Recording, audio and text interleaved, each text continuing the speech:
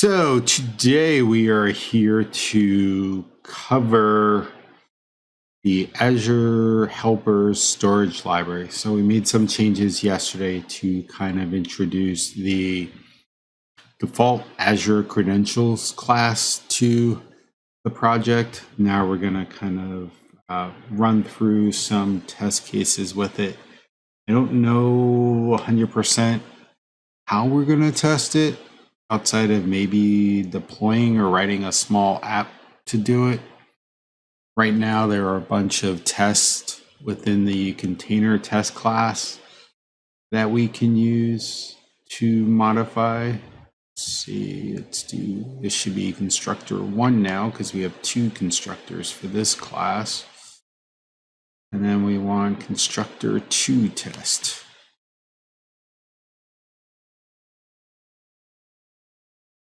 I don't know exactly how we're going to test this because it requires the Azure AD.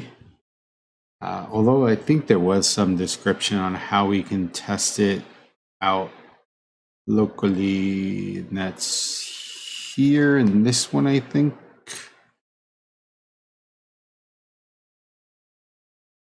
Or maybe this one. Nope, this one. Great, well-known, register. Yeah, all these assume that there is a production level account with it. I could have sworn I read one that had it working locally.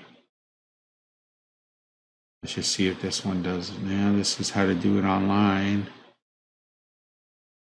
Managed identity, nope. Let's check here. Oh, when using your code and development environment, authentication may be handled automatically or may require browser login depending on what you're using. For example, Microsoft Visual Studio supports single sign-on SSO so that Azure Active Directory users automatically use for authentication. For more info, use this.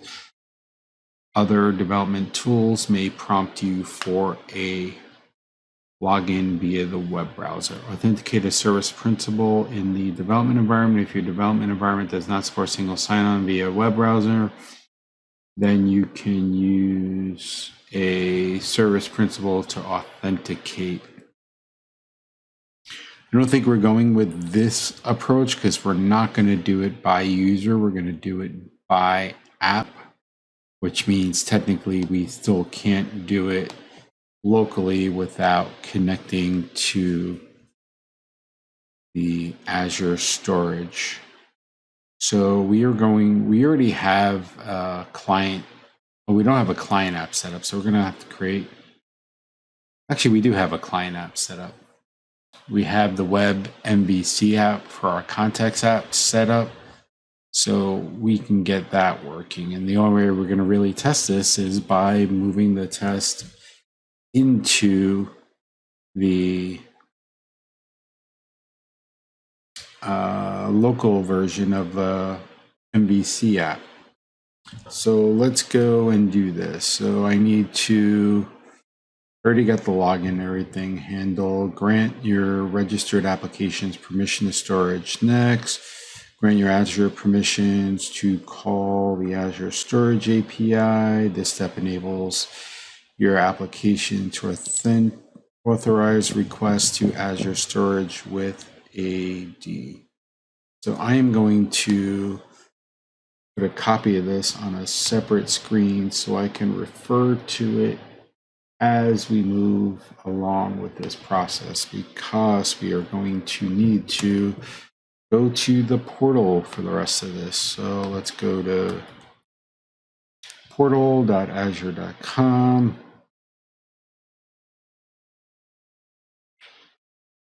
Do a whole bunch of redirects. So this is the directory for coding with JoeG, which should have our client app registrations. Yeah, it has a contacts app local, Postman client, and contacts.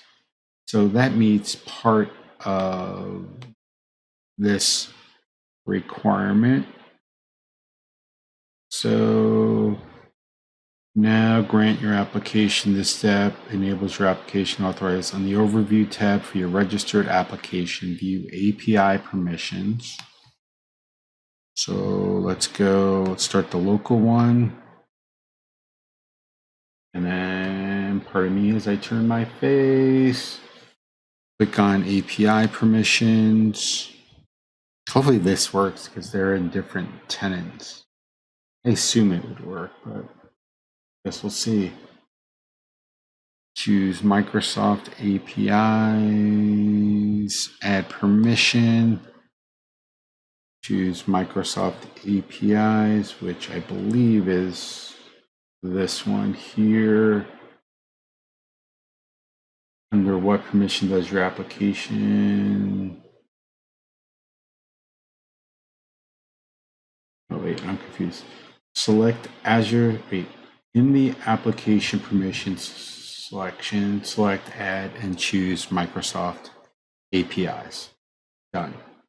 Under what type of permission does your application require? Where do I see that? Let's just go for Azure Storage. That must be this section. Then it says do delegated permission. And then select user permission and then add permissions. Okay, relatively painless so far. So now I should see Azure Storage user impersonation, which is good.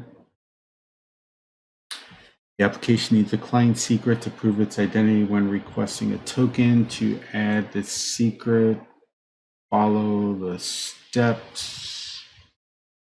Navigate to the app registration portal, client secrets.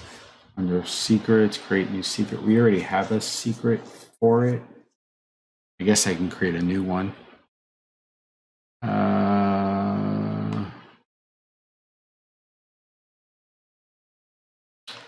Create storage secret.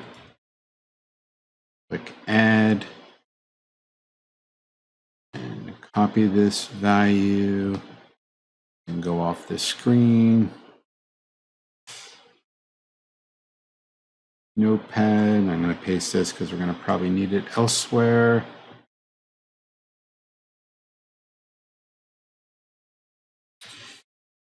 Okay, then it says client libraries for token acquisitions, well-known values for authentication. To authenticate security principal with Active Directory, you need to include some well-known attributes. Azure Storage Resource ID.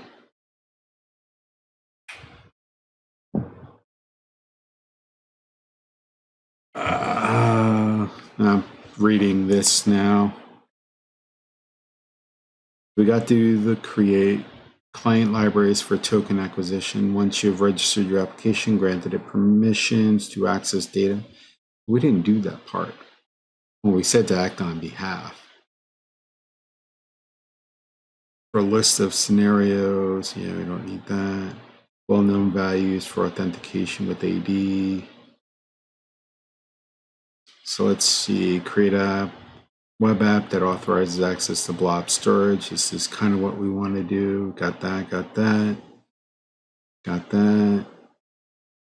Ah, we need that token credential, which I think we created. So let's take a look at the code. I think we created that part here. Let's go to containers. Yeah, we created a token credential and account name. Huh. I don't know if we're going to be able to add this because the application creates an instance of this record in the dependency injection part, which is in the very beginning, and we don't have the user credentials for it. So we might have to take that part out and create it on the fly each time. Let's see if there's another way to do it before you do. Close these so that distraction's not there. To authorize Blob authentication token must use get auth from AD. Yeah, we don't want to do that.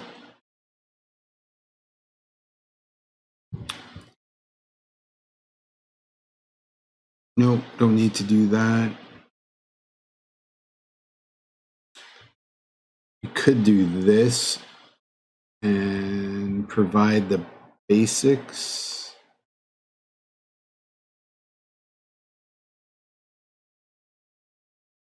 Update the app settings for your own values. Update storage account container name.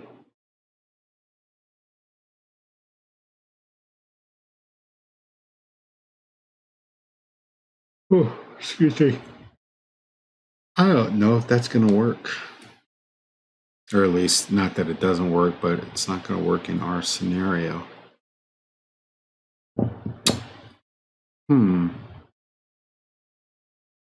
Container dot account name. Let's take a look at the code. I'm going to open up the contact apps. Let's see. That's the one. Let's open it up in a new window. Keep both of them open. And take a look at it.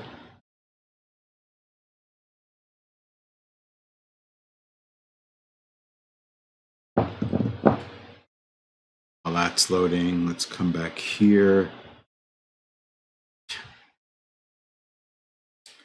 Now that's loaded.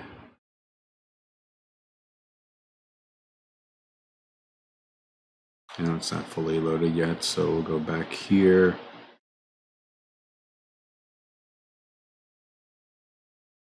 Okay, I get it. You want to load. Stop flipping back.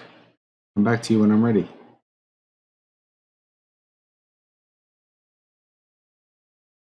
I guess Ryder wants me to stay here, so I'm just going to wait.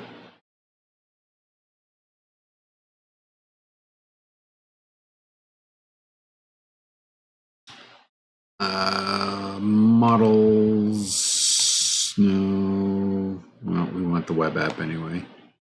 Web app, startup. See, we're initializing it right here. We need the user credentials with the new overload. So if we wanted to do var blobs equals new blobs.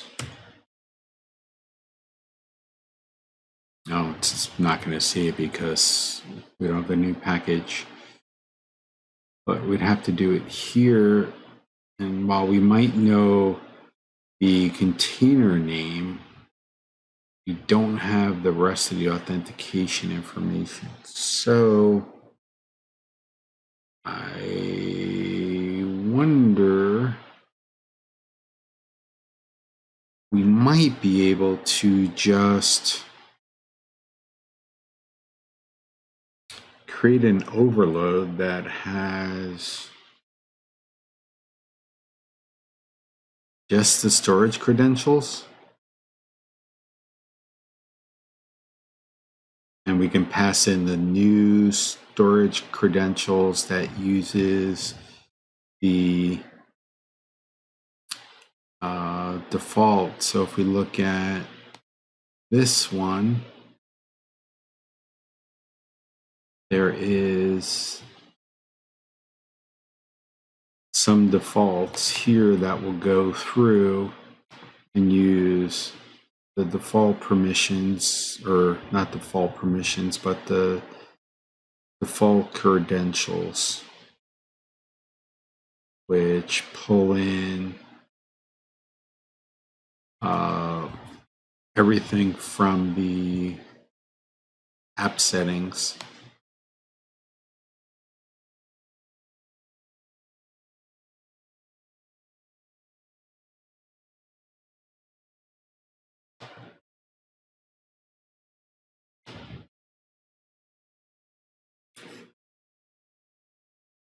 Let's see what the manage identity attempts to use the manage identity inside the development environment. This authentication type works in Azure VMs, App Service, Azure Functions, as well as Cloud Shell. Let's see what this wants here. Get a token credential that your code can use. Create an instance of following code examples.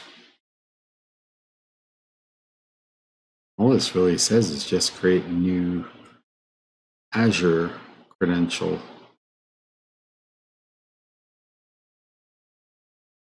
It's not 100% what you want to do.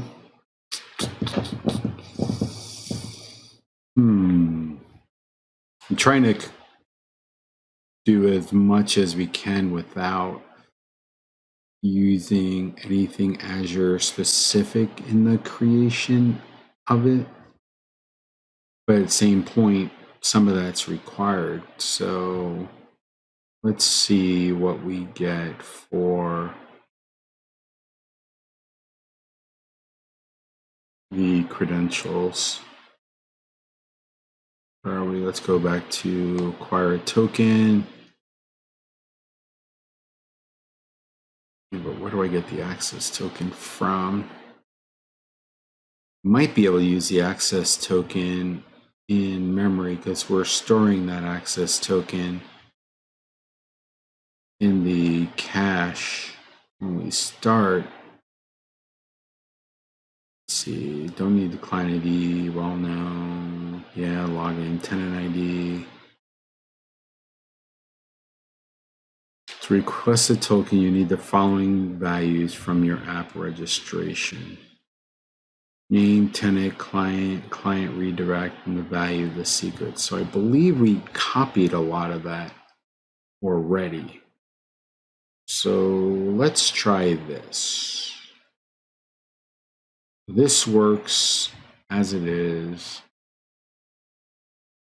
We're going to pass in null for this and essentially just pass in the account name to it. So let's go and commit this. So where's my Git tab? Alt-9. Oh, that's not what I want. I want this one. Sorry. Let's do this. Click here, select all these files. Heading in support for Azure.Identity to Blob. We need to do the same for queues, but at least this will get us started for now. This is writer telling me I have 4 to-dos, and we know we added the 4 to-dos in the blobbing container. So I'm going to just commit and push and come back to adding the test cases at another point. This push worked successfully, which it did. We should be doing a build off, and I can validate the build here by going to JosephGuadagno.AzureHelpers.Storage. I'm checking my Azure DevOps pipeline and see that that one is building. It's under the utilities. I'll eventually put this on GitHub. I kept it separate because originally I was just going to use it, and then I upped it some more. So you see it's already currently running.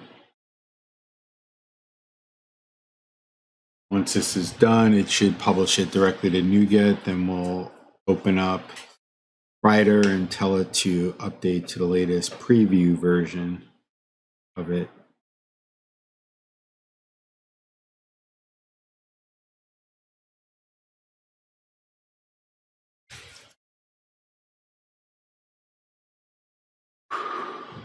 Ooh, excuse me. That's so tired all of a sudden. Didn't have my second cup of tea in the afternoon.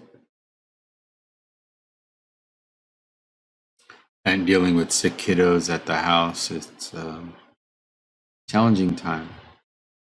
Come on, finish, finish, finish.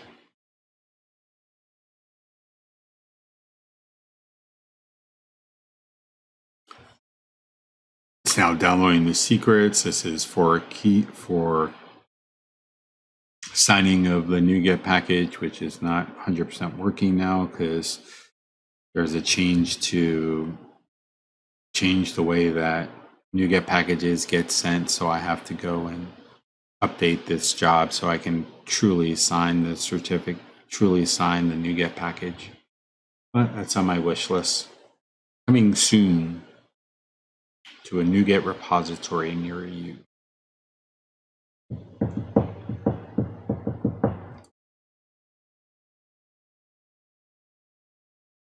I also want to update this. There's something called cache builds that we can use that caches some of these. So when I'm doing multiple tests or multiple deployments, it does it a lot faster. Where here, it's pretty much creating like this one here. This step takes the longest because it's downloading the new version or the latest version that I want, which is 3.1.401 of .NET Core. It's actually downloading it to the server. So ideally I want this cache so I don't have to keep doing it over and over again. But we will see. So if you're in the stream watching, say hi in chat so I know you're there. Nice to interact with people so I'm not just talking to the white dot on my webcam. Oh no. .NET Runtime 2.2 and 3.0. Oh, why am I using .NET Core 2 there? Oh, I'm not. I might be using them, so I think I'm going to have to update to 3.1. I have to go through this pipeline and take a look at it again. I also have to look at the code signing. So edit to my list of things to take a look at. Come on. Hard to make idle chit chat for 3 minutes on a stream when we're literally watching just log messages go by.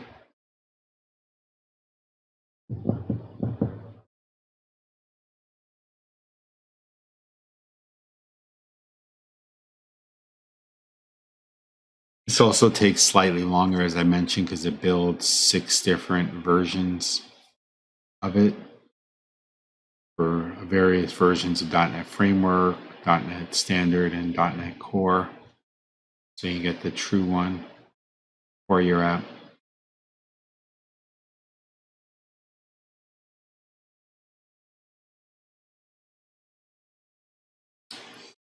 Now it's publishing. And of course, my dog is barking now. Yay.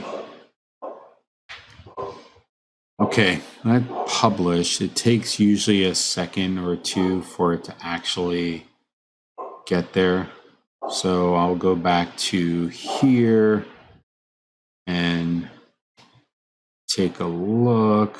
And I'm going to click show preview releases, and it's going to show a lot more than just this typically.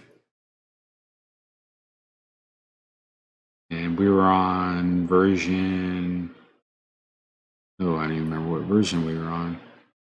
Oh, I'm in the wrong app. We need to get into the contacts app. So let's go here, choose unit test, not unit test, NuGet packages. And pre-release is already checked, but I'm trying to find our library, but let NuGet update, or the NuGet package manager to update, and it looks like it's done. You can tell it's pre-released by the red font. Blue is a normal release. So let's go and check mine. It's on 1.0.2. I didn't update the version, so I probably should have did that, but I'll take care of that afterwards. There's a refresh button you can hit. I didn't hear my email go off, but I muted a lot of alerts, so it could have went off. I'm going to go off to a different screen and open up my email to see if it popped in yet.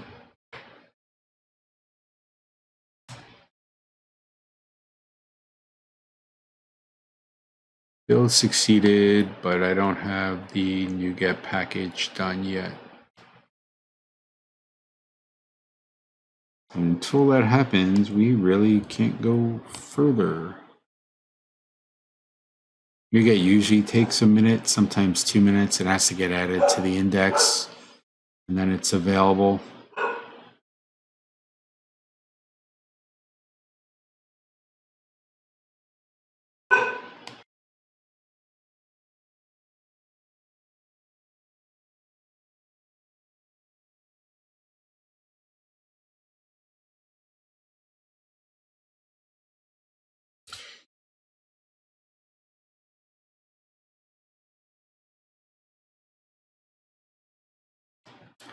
Come on, reload.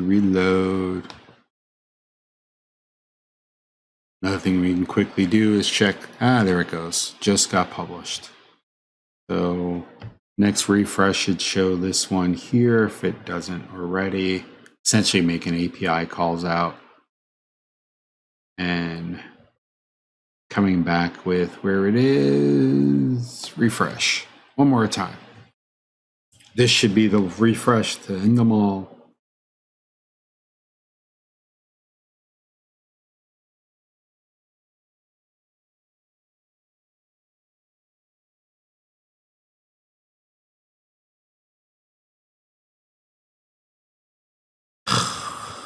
Nope. Let's do this. Maybe because this is the newest version, so I might have to go and update the version of it. So I want to do 4. Let's update this to version 3. Actually, this is a pretty big change. So let's do 1.1 and keep that in preview. Saved it. Now we're going to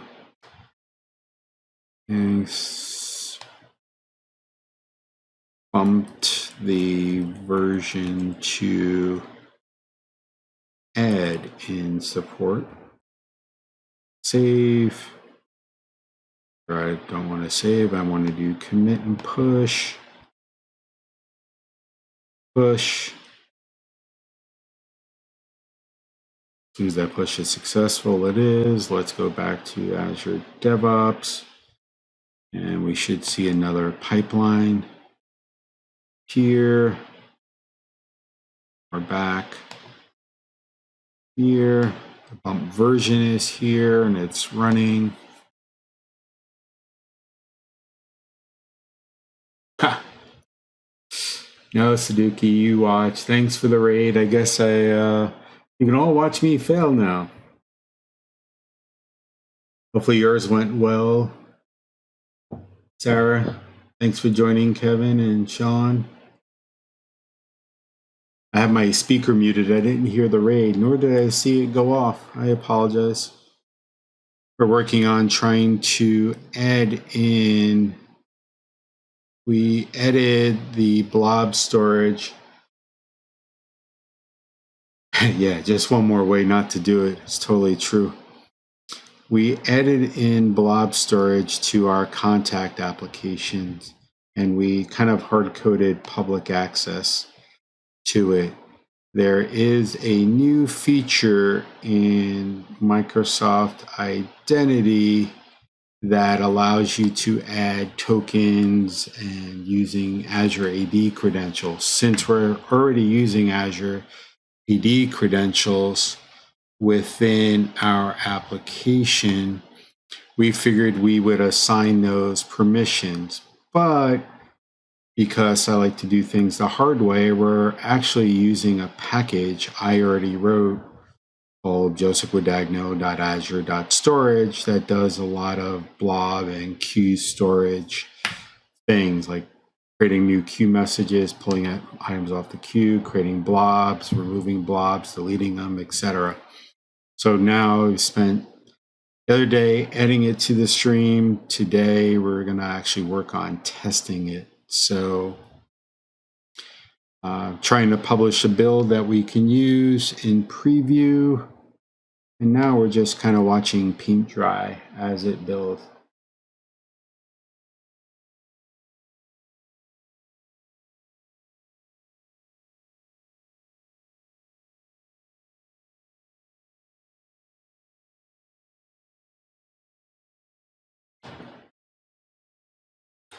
I wonder if my RAID actually turned on. Feedback because I have myself unmuted. I turn off my speaker and mute my sound so that I don't hear lots of feedback, but I might have missed the RAID sound since I don't look at either one of the screens on the side for it.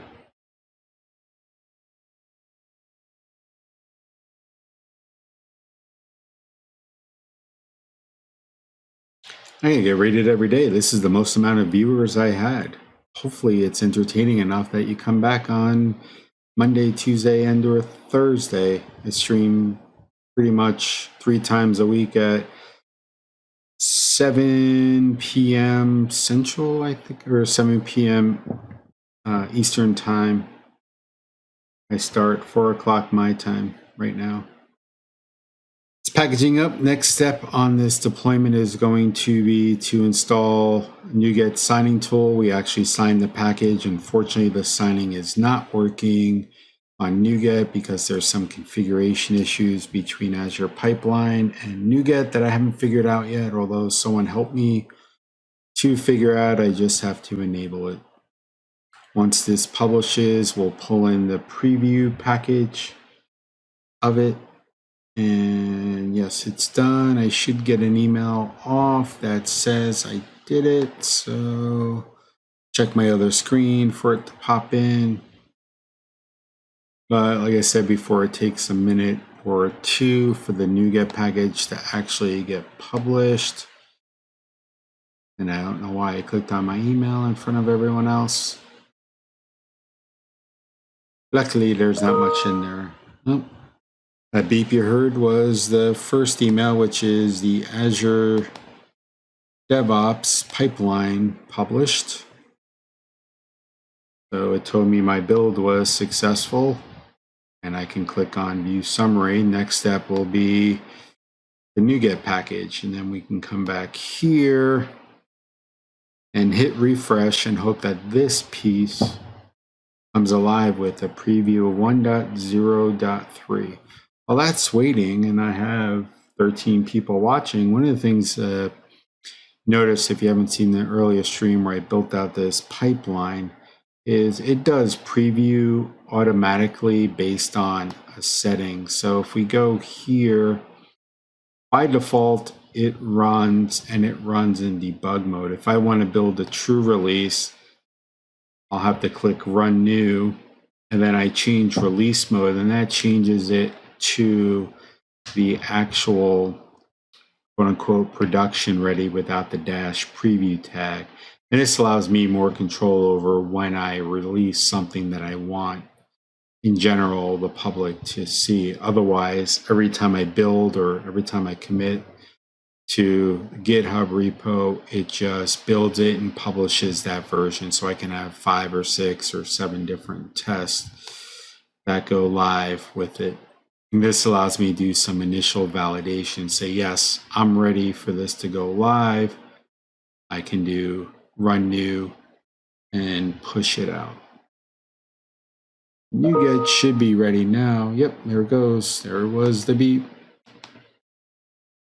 So now we should see I get a NuGet package message which says to 2020-08-11, which is pretty much the build number. Oh, why is my storage number wrong? Oh yeah, I did it to 1.0. So now we got preview 2. So if I refresh here in the writer package manager, this one line should highlight to 1.1.0-preview, which it shows right here. I don't know why the dash preview is not in there, but it's supposed to be. And I could update to that. So I'm going to update to that version.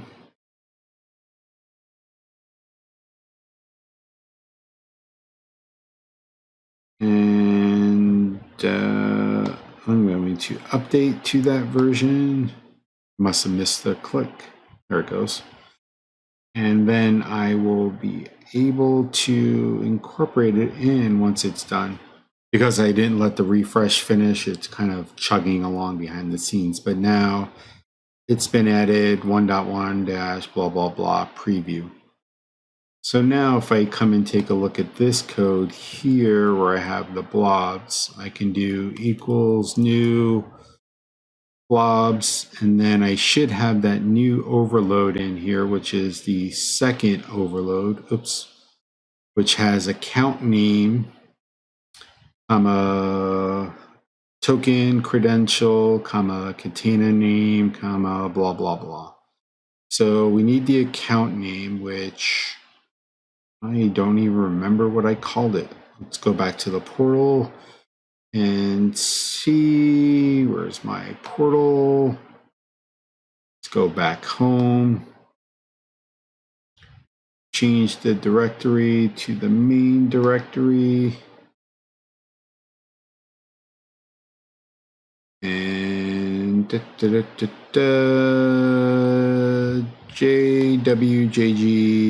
contacts. So let's copy you out. Put it in here. And I'm going to hard code that value in here. We will change that in a little bit. I just want to get this working, or at least get the structure of it right, and then go for it. So we're going to choose null for the token credential. That allows us to pick it up automatically. And then the settings, we're going to use settings.contact image container name. And that should be everything we need. So I can do var this and then comment out. But I really don't want to do that because that takes away from our development. And I don't want to have to go out to the cloud to do our development. So I'm going to do a if env, or where's my environment tag? Is it not in here? Oh, come on. Is it in the other one? Darn it. It's in the other one. Ideally, I want to see if this is in development. And then, oh. I don't know where that line came from. Oh, that's a hard coded thing, but I essentially want to add the environments. If it's development, I want this one to load. If not, I want this one to load. So let's do, we need to declare blobs. So var blobs, or what do we call it? Blobs. Lowercase, no, this should be uppercase. Blobs. Blobs. Such a hard word to type. Oh, I lost my other one. Look at that.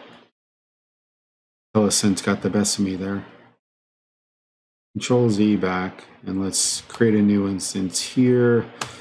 You should be there.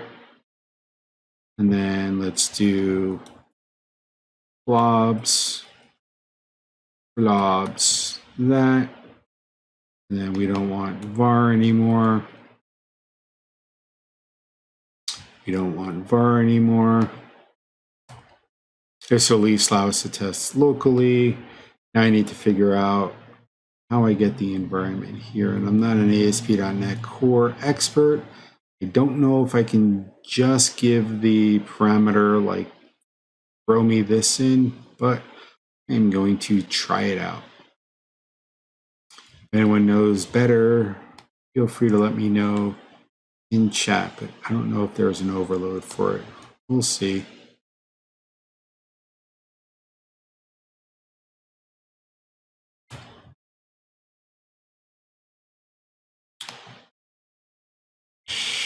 I mean, I could pass it in here and then set that to be, hey, how you doing, Chad?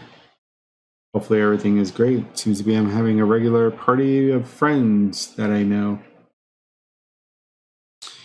Let's see if this works. And then here I can do environment.isDevelopment. And then we should be good there. And I'll fix this again in a minute.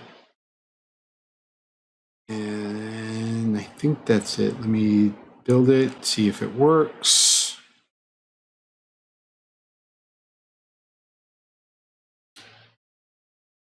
Chad, how are things going with Codepalooza? Ready for the final days? I got your email, which I happened to flash across the screen because I was looking at emails for a job to come across. Yeah, I'm kind of waiting to see how Codepalooza goes, or at least that hop-in that you're using, because I've been getting asked by the 2 or 3 sponsors that are been pretty faithful to Desert Code Camp as if I'm having it again or not.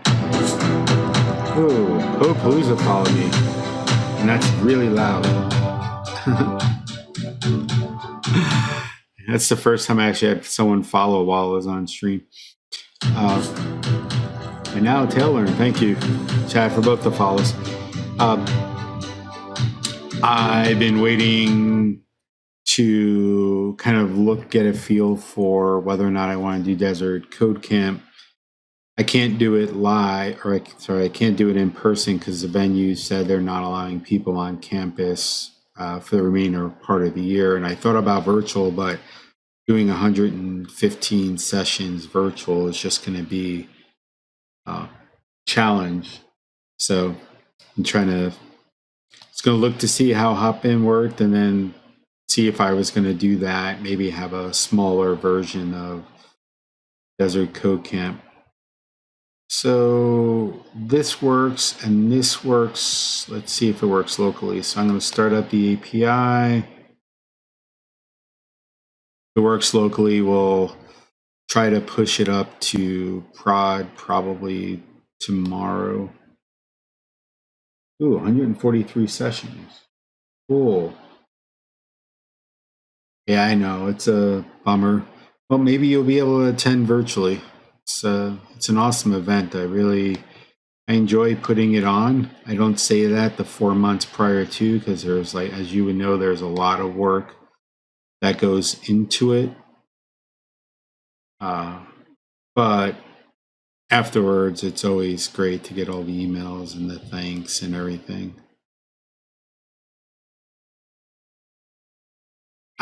Yeah, that's what I thought. That didn't work. Okay. Let me see. I'm gonna Google configure services and see how I can get the environment. The other way I can do it is pass it into the constructor or startup, but I don't know if I really want to do that. It seems to be a pain. There's got to be an easier way to do it, but I guess that is kind of the way. So let's do I web host environment, and let's just do environment, and then create a private web host environment, call it _environment, and then _environment equals environment. Get rid of view, and then call you underscore environment. Now I should be able to restart that one and get it going.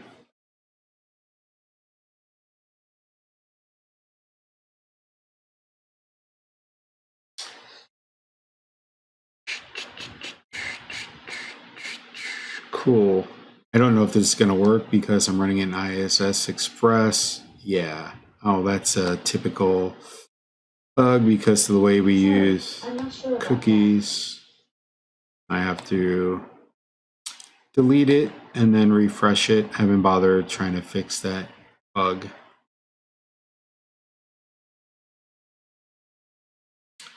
And that is a problem because here. So I'm going to stop all. I don't use IIS Express for this, so I don't know why I chose that, but I typically use this. I think because I'm on Windows box, it automatically adds it, or in the past I've just used the Kestrel engine for it. So this should work. The contacts, hopefully I don't get the authentication error. Good, that works. Let's choose edit. Let's pick a new image. Oops, I forgot to actually pick a new image. Let's do browse.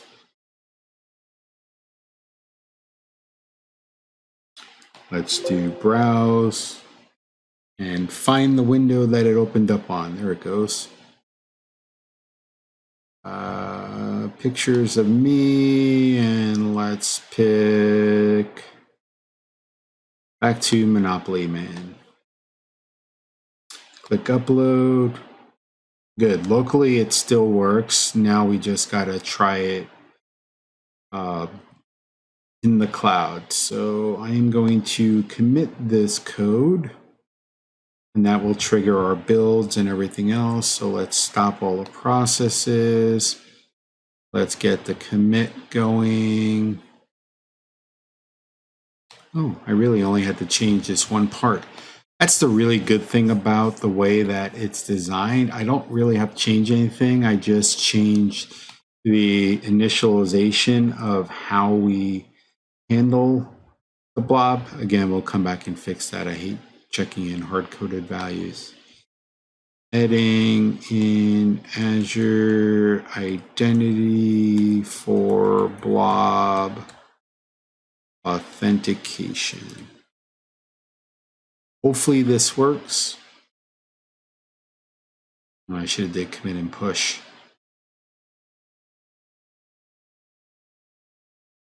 And now I have to go here and do push. Yes, I don't want to see you. Yes, I don't want to see you. Where's my push?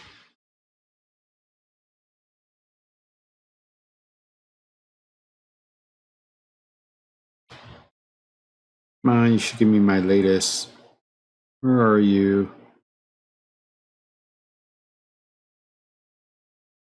Why don't I see you? Oh, there it goes. The scrolling issue. Now I'm going to push this.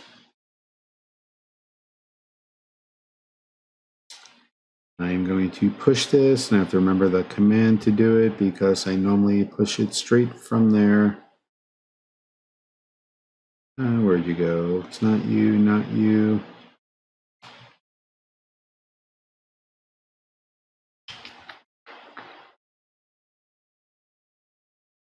Let's go to just a terminal.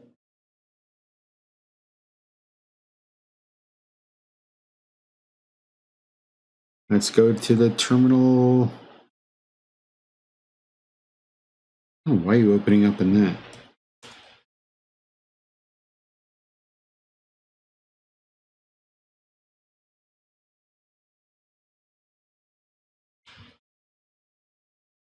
Cool, that's pushed. Now let's check the repository and watch it go and deploy. So let's go to me, contacts, actions, and then watch some more paint dry.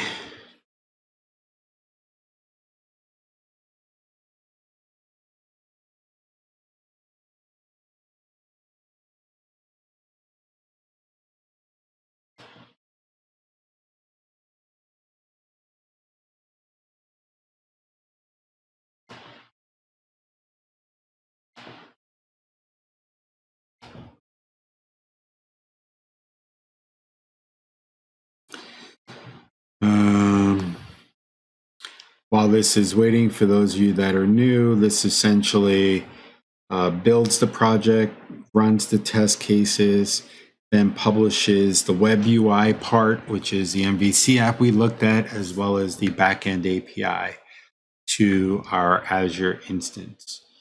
And while we're at it, I have to go to Azure to remember our URL. I think it's coding with JoeG. There it goes. So this is the URL we're going to want to go to once it's done building. I actually should probably change the order. Ideally, I want these in 2 separate repositories, but since this is just the demo that we use, the demo app we use, I keep it in one. Now it should be deploying the API. The publish actually builds the publish scripts. And then the next task does it. I probably could rename that too.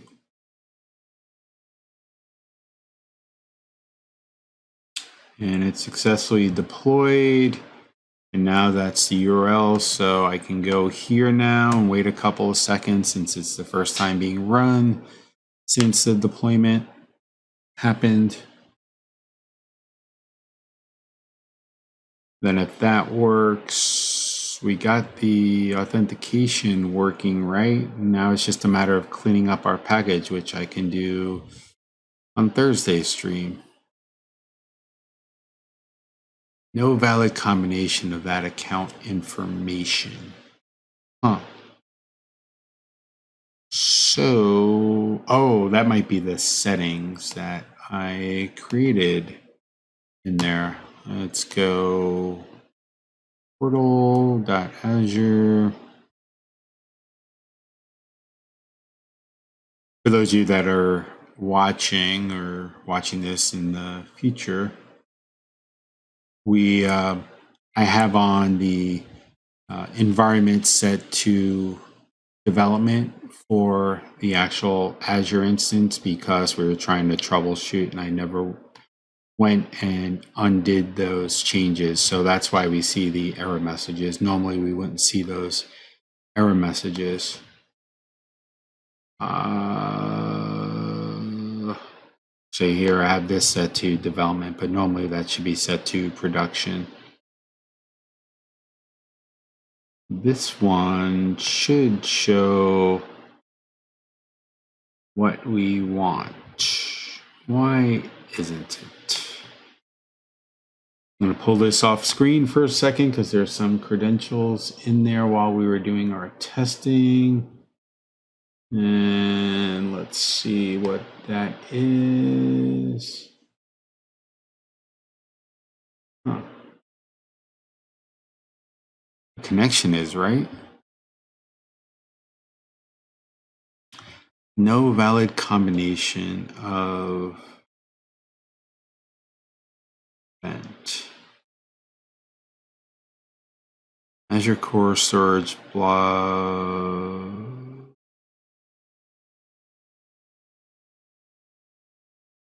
That is weird. Putting with JoeG contacts core.windows.net. So what do we say here? In our Explorer, go to Startup. That should be the account info. Token we want to be null. And the container name should come back with that. So that is right. Why? Oh, it's failing because this is set to development. So let me go change that here. Saying it to development to watch the changes ruined it for me. And actually, there are no secrets in here. I got rid of the app IDs. So that is totally fine. So let's change you back to production. Click OK. Save, continue. Give it a second to restart, which it did. Now let's go here. And fingers crossed, everything worked. No, error happened. So what error happened? Oh, thanks, John. I remember the extension. I remember that there was an extension, but I don't remember what it is. If you send me that link, that'd be great. Send it, tweet at me because I think I follow you on Twitter. DM it to me or just email me at JosephGuadagno.AzureHelpers.Storage. So what else? What else could it be? So this is loading it up. That's setting it.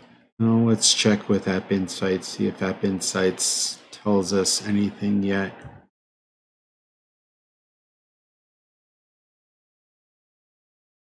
App Insights. I could also look at the log and see, but usually App Insights is a little bit easier than me searching through the log.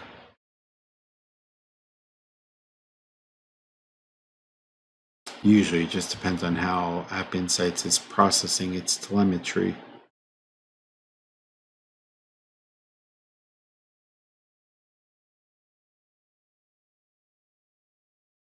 Top 3 errors or format exception.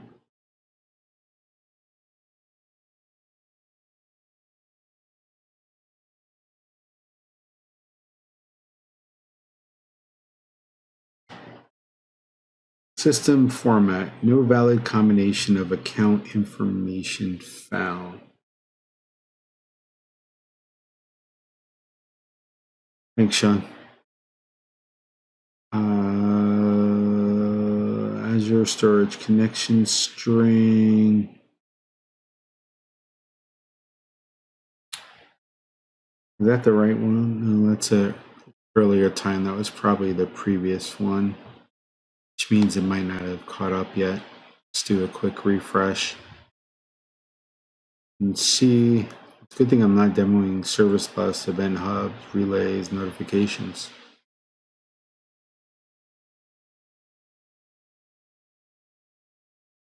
Now let's go back, dismiss you, close you. Let's get to you and try it out. Here, there's one at 459. That's probably the one we want to look at.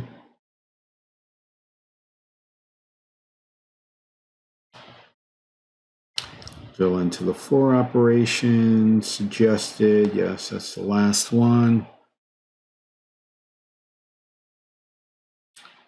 And what is the message? URL format exception. Oh, oops. Format of the URL cannot be determined. Oh, that's a bug in what we did yesterday. Let's take a look at that. It's another reason why I should have wrote the unit test yesterday and not today, or not write them and just skip it and ship it. So, well, that should be here. So we got the Azure container name and then built that. I don't see why that format would work unless this was busted. Looks like we're gonna have to go back to the drawing board and take a look at how we handle this object and see if I can fix this. That might be something for Thursday's stream, to continue to add to the testing and validate this, unless I come up with another way so I don't necessarily need to do it in the constructor. But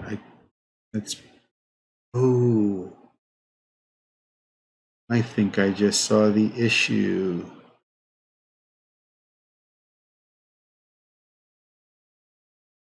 Oh, we're not testing that method. We're testing this one.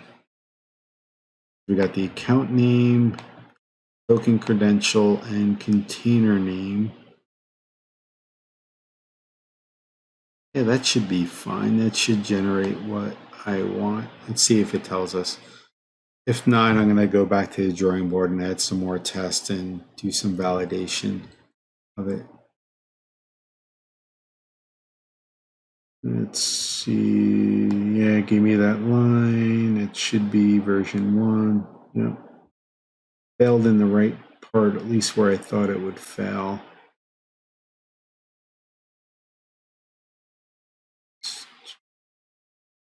It just tells me URI format, so I must have the URL wrong. I thought I copy and pasted the text from there. Let's just check the code. That one. Settings container name should be okay. I have it in development. Should be that.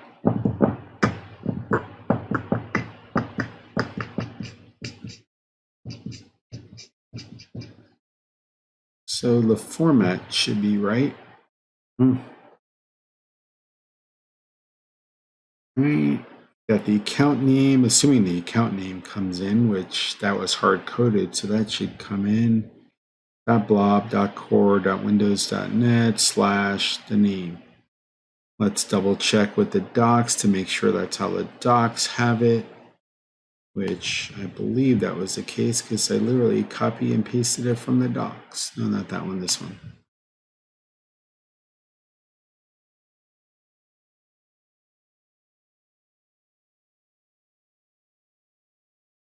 So we got that part. We're not doing this, so that's fine.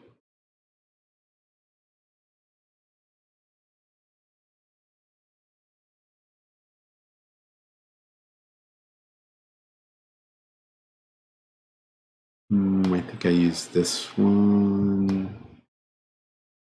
Where's one of these I use? Oh, well, I want to keep everyone on while I am troubleshooting it. I will do some more research and write some more test cases around that so we can validate it works. Thanks to those of you that joined. Hopefully you come back and watch part 3 of this overall drama as I figure out the identity part. That being said, have a lovely day. Hopefully our paths will cross again.